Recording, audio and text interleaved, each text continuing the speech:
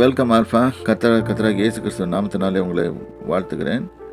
இப்போ உபாகமம் 28ஆம் அதிகாரம் 16ஆம் வசனத்தை வாசிப்போம். நீ பட்டணத்திலும் சபிக்கப்பட்டிருப்பாய், வெளியிலும் சபிக்கப்பட்டிருப்பாயின்னு போட்டிருக்கும். அங்கே முதல்ல சொல்லிருக்கும் ஆசீர்வாதத்தில் பட்டணத்தில் ஆசீர்வதிக்கப்பட்டிருப்பாய், வெளியிலும் ஆசீர்வதிக்கப்பட்டிருப்பாயின்னு போட்டிருக்கும். இங்கே சபிக்கப்பட்டிருப்பாய். நம்ம பார்க்கறதுக்கே மக்களுக்கு பிடிக்காது. இதுதான் பார்க்குறதுக்கே மக்களுக்கு பிடிக்காது. நம்ம சொன்னாலும் ஏற்றுக்க மாட்டாங்க. நம்ம கையிட்டு செய்கிற வேலை எல்லாமே நாசமாக போகும். அவங்க தத்தளிப்பானுங்க. ஸோ இதுதான் போட்டிருக்கோம். நீ பட்டணத்துக்குள்ளே வேலை செய்தாலும் சரி, நீ என்ன ட்ரை பண்ணி இது பண்ணாலும் கூட அங்கே சபிக்கப்பட்டிருப்பாய், வெளியிலும் சபிக்கப்பட்டிருப்பாய். வெளியே போய் வேலை செய்தினா கூட அங்கேயும் அவனுக்கு ஆசீர்வாதம் இருக்காது. உனக்கு கர்த்தராகிய தேவனுடைய ஆசீர்வாதம் மேலே இல்லாததுனால பிசாசானவன் உன்னை ரவுண்டு கட்டி அடிப்பான்.